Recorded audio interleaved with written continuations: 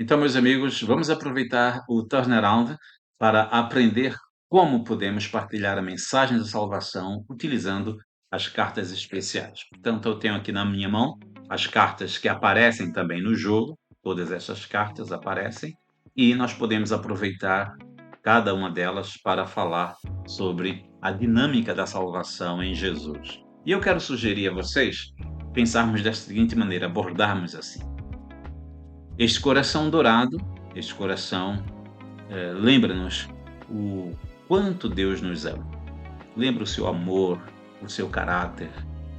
Deus é puro, Deus é santo, Deus é precioso, Deus é majestoso, é glorioso.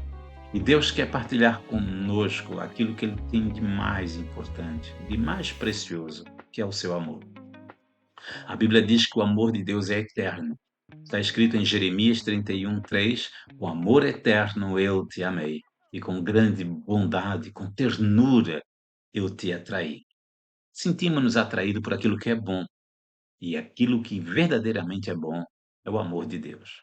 É um amor que não muda, é um amor que não passa, é um amor que não escolhe momentos melhores ou piores para amar. É o amor que ama constantemente. Deus nos ama com amor eterno, um amor que não falha, um amor que é precioso demais. E a Bíblia diz, falando em preciosidade, nós também somos preciosos para Ele. Porque este amor fez com que ele enviasse o seu filho para, mostrar o quanto realmente ele nos ama. Nós somos preciosos para Deus, afinal de contas, foi Ele que nos fez e nós pertencemos a Ele. A nossa vida pertence a Ele, nós dependemos dele e Ele continua disponibilizando os seus cuidados, a sua proteção e o seu amor a cada um de nós. Mas sabem, na Bíblia está escrito em João 3,16: Deus amou o mundo de tal maneira que deu seu Filho unigênito, para que todo aquele que nele crê não pereça, mas tenha vida eterna. Está escrito. Podes ler comigo. Que Deus amou o mundo de tal maneira que deu seu Filho Jesus, unigênito, para que todo aquele que nele crê não pereça, mas tenha vida eterna. Ora, o que estamos aqui a falar? Do que a Bíblia está a falar quando diz para que todo aquele que nele crê não pereça? Este versículo já nos dá uma indicação de que nós estamos afetados por aquilo que a Bíblia chama de pecado. E por definição, nós poderíamos dizer que o pecado é tudo aquilo que influencia negativamente a nossa vida, as nossas decisões, as nossas reações, as nossas escolhas, os nossos pensamentos e sentimentos, as nossas relações. O pecado é um poder maligno que habita no coração, que existe no coração e que domina muitas vezes os nossos pensamentos e ações. Nós sabemos, todo ser humano sabe o impacto do pecado na vida das pessoas. Muitas vezes nós não aceitamos para nós mesmos, mas sabemos que este pecado não só nos afasta de Deus, mas compromete as nossas relações, compromete a nossa profissão, compromete a nossa vida inteira. E eu gostava inclusive de partilhar a vocês que o pecado manifesta-se de muitas maneiras, não é? O pecado manifesta-se, pela ira, pelo ódio, pela vingança, pelos nomes feios, pelos palavrões, pelas palavras, venenosas com a intenção de magoar e ferir as pessoas. O pecado interfere nas nossas decisões, quando tomamos decisões em cima do ódio, da vingança, quando nós perdemos o senso crítico e perdemos o senso de equilíbrio na nossa vida. O pecado nos afeta desta forma. O pecado também nos afeta desta outra maneira. Nos leva a agir com malícia, com pensamentos maliciosos contra alguém ou até mesmo a favor daquilo que nós queremos. Muitas vezes, se a coisa nos favorece, não importa, podemos fazer o que for para atingi-la, para alcançá-la. E muitas vezes, esta malícia também se transforma em mentira e vaidade. O pecado nos afeta e está presente nessas ações. O pecado também provoca em nós sentimentos de frustração, de medo, de solidão. de desespero, de dor, de angústia, de fome, fome de justiça, fome de igualdade.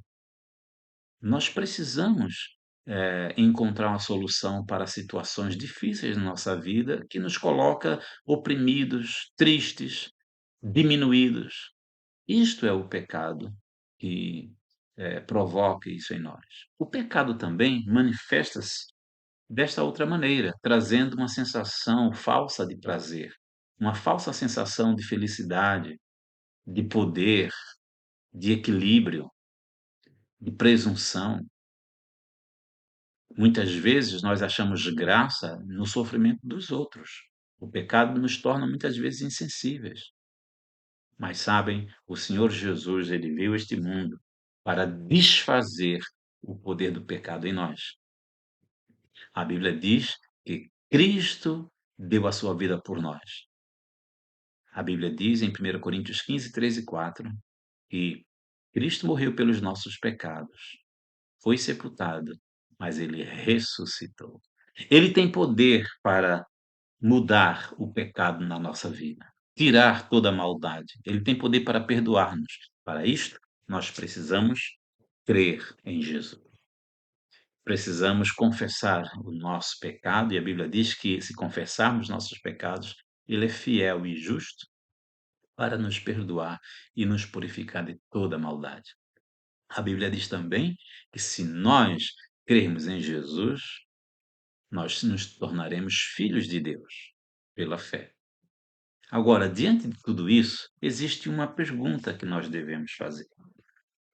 E agora, o que é que eu faço? Qual é a atitude que eu vou tomar diante da necessidade de salvação que eu tenho?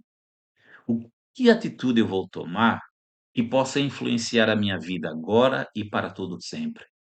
Que atitude, que resposta eu vou dar ao amor de Deus?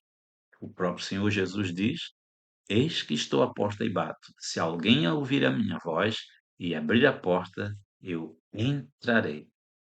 Ouvir a voz e dizer a Jesus: Vem, Senhor, é dizer sim. A Bíblia diz que aquele que me ama será amado do meu Pai. Eu também o amarei. Viremos para ele e faremos nele uma habitação. Tu queres a presença de Deus contigo? Muitas vezes as pessoas acham que Deus está presente quando colocam uma Bíblia aberta na entrada da casa, quando colocam um quadro bonito com valores cristãos. Deus não está presente aí. Aonde Deus quer estar presente é na tua vida, na tua consciência, na tua mentalidade, nos teus sentimentos, nas tuas vontades, nas tuas decisões. É aí que Deus habita. E para ele habitar, tu precisas dizer: Sim, Senhor, eu quero. Jesus disse: Olha, eu sou o caminho, a verdade e a vida.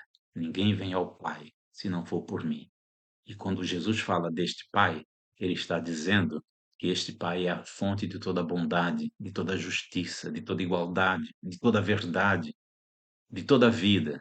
Se queres viver na verdade, na justiça, na bondade, na igualdade, na vida, uma vida que vale a pena, tens que dizer sim a Jesus e caminhar o seu caminho. Isto significa que quando dizemos sim a Jesus, ele tem poder para transformar a nossa vida, para provocar em nós uma mudança radical, apagando todos os nossos pecados, partilhando o seu amor conosco, purificando a nossa vida, trazendo esperança para nós e vida eterna. Portanto, se tu queres aceitar Jesus como Salvador, diz assim para ele: Senhor, vem viver na minha vida e dar-me esperança de uma vida nova que vale a pena viver. Este é o Turnaround, o jogo que une a família e conquista amigos. Podes usar esta mensagem para impactar a vida dos teus amigos enquanto ou depois que jogas, tá bom?